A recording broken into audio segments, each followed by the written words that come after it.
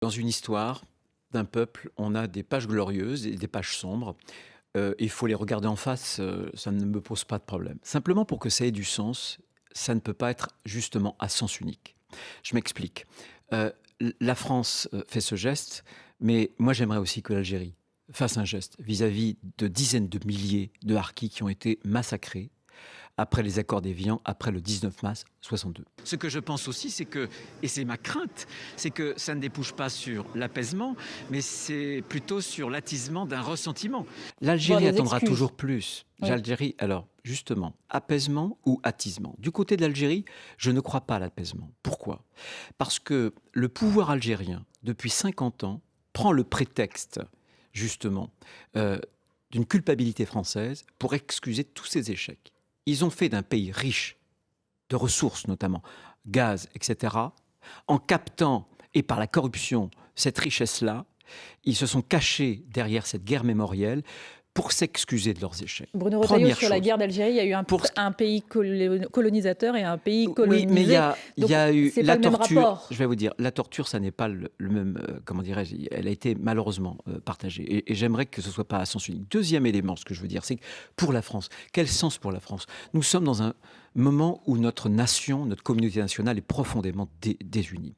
Si on dit toujours, parce que c'est une autoflagellation permanente, on dit toujours que la France est coupable de tout et à perpétuité.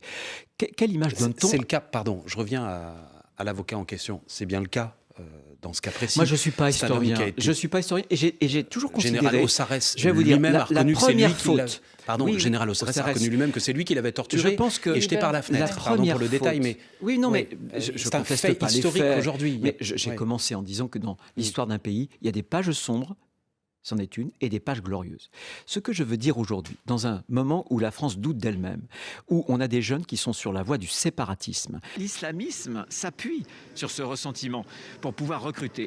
À force de dire que la France est coupable pour l'éternité, quel est le coupable idéal, on la présente comme contre-modèle. Comment voulez-vous qu'elle soit aimable ? Comment voulez-vous attirer ces jeunes-là dans notre destin collectif ? Et le nier, l'inverse. Et j'en ai marre qu'on dise du mal de la France. J'en ai marre qu'on parle en mal de la France.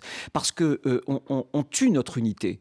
Voilà, on blesse la fierté française. Les doctrinaires de l'islamisme ont parfaitement formulé cette idée qu'il faut justement entrer dans la guerre des mémoires parce que ça permet d'attiser la haine. Eh bien, tout ça, malheureusement, je crains que ça produise beaucoup plus de haine que de paix, que d'apaisement. Voilà. Mais ça, évidemment que je suis favorable à ce qu'on regarde notre histoire en face. J'aurais même préféré, là aussi je l'avais indiqué, que Emmanuel Macron, lorsqu'il a décidé de faire ce travail, ne confie pas à un seul historien qui a une sensibilité et qui est engagé, Benjamin Stora, mais qui confie à plusieurs historiens pour qu'il y ait un travail.